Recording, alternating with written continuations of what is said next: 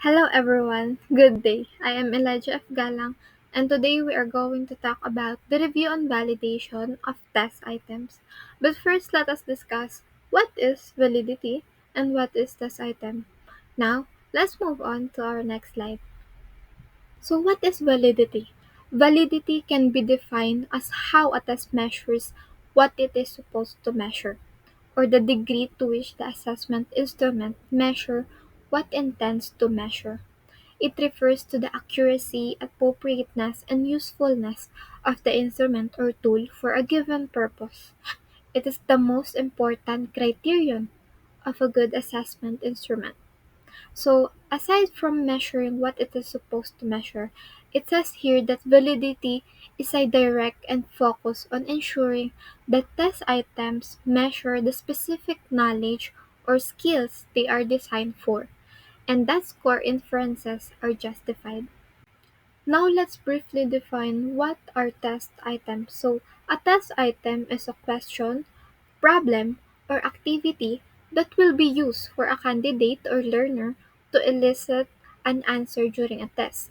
So test items have many kinds of test items that can be used for assessing the student or learners in different subject areas or specific subjects, and this may include multiple choice, matching items, fill in the blank items, short answer test items, and essay test items. Now, what is validation of test items? Validation of test items is the process of collecting evidence to support or confirm that the test accurately measure what it is supposed to measure. Along with this, the result of test items can be interpreted and used appropriately. So basically, it means that it is about making sure that the test items are good, fair, accurate, and useful and appropriate in assessing the intended knowledge or outcomes, skills, or ability of the learners. Now let's move on to the importance of validation of test items. So why is it important to learn validation of test items, or why do we need it? So learning the validation of test items is essential because it ensures that the tests accurately measure what is intended to measure, like I said before. Therefore, it provides reliable, meaningful, and fair results. And as a teacher or future values education teacher, it is essential to understand why we need validation of test items because it will help us to ensure the accuracy of measurement of student learning and creating fair and unbiased assessment. Lastly, it can empower teachers to develop assessment that are credible, effective, and supportive of student learning and growth. And proper test item validations can support the credibility of the test scores and making it sounds decision based on those scores and is beneficial for both test developers and test takers of the given test.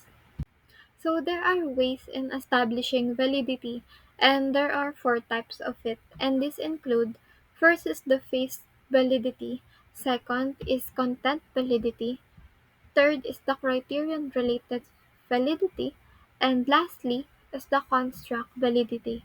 Now let's dive in first. What is phase validity? So first we have the phase validity. So it is done by examining the physical appearance and readability of the instrument. So phase validity considers at whether a test appears appropriate and relevant at first glance. It's similar to content validity, but phase validity is a more informal and subjective assessment. So next slide is we have the content validity. We have content validity, and it focuses on ensuring that the method of measurement matches the construct you want to measure.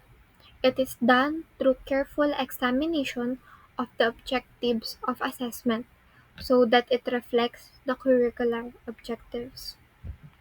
So next we have the third is the criterion related validity. Criterion related validity evaluates how well a test can predict a specific outcome or correlates with the result of a different established test. So under this third or criterion validity, there are two purposes, which are first concurrent validity that evaluates individual current performance by comparing the score from two assessments administered at the same time. And the second one is we have predictive validity. From the word itself, predictive, it predicts a individual future performance or learner performance by comparing the score from two assessments taken at different points in time. So next slide is we have the construct validity. Construct validity. So what is it? So it examines whether a test truly captures all components of the theoretical concept it is intended to measure. It is established statistically by comparing psychological traits or factors that theoretically influence scores in a test.